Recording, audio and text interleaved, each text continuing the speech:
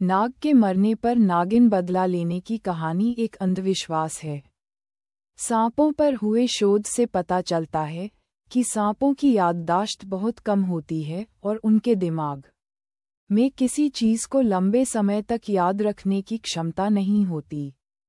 इसलिए सांप बदला लेने की बात विज्ञान के हिसाब से सही नहीं है। हालांकि सांपों से जुड़ी कुछ और बातें। 1. सांपों के मरने के बाद उनके शरीर से कुछ रसायन निकलते हैं। इन रसायनों को फेरोमोन कहते हैं। 2. जब नाग और नागिन मिलते हैं तो उनके बीच फेरोमोन बनता है।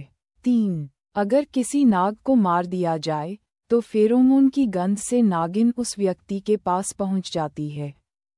4. सांपों के जेनाइटल ऑर्गन के पास एक मस्क ग्लैंड होती है जिसे कस्तूरी ग्रंथि भी कहा जाता है। 5. जब सांप मरता है तो इस ग्लैंड से निकलने वाली गंध से मादा सांप उस जगह के आसपास आती है। 6. जब कोई सांप मर जाता है तो वह अपने शरीर से फेरोमोन हवा और जमीन पर छोड़ता है।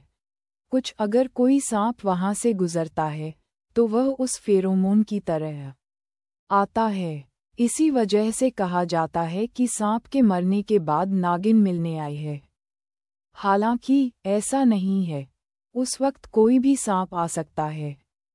7. सांप किसी सामाजिक बंधन में नहीं होते। 8. सांपों को बचाने के लिए पहले के समय में ये कहानियां सुनाई जाती थीं ताकि लोग सांप को न मारें।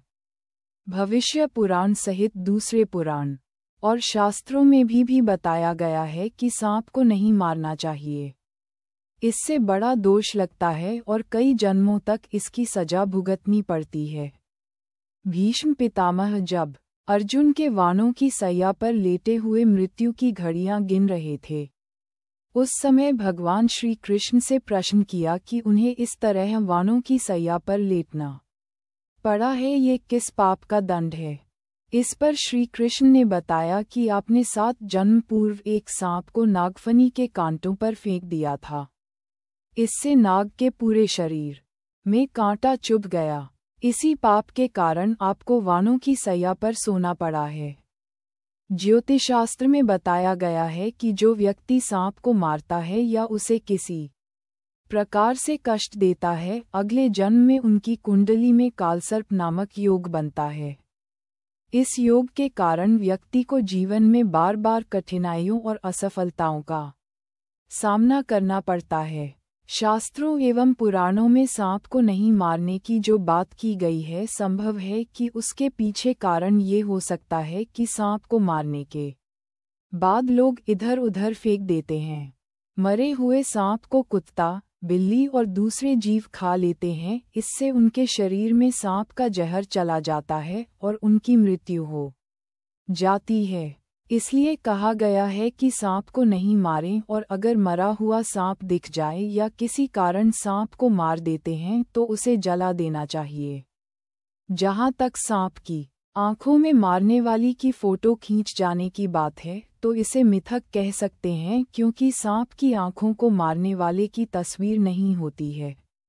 ये सामान्य सी बात है कि जब आप किसी की आंखों में देखेंगे तो आपको अपनी तस्वीर नजर आएगी। सांप के साथ भी यही बात है।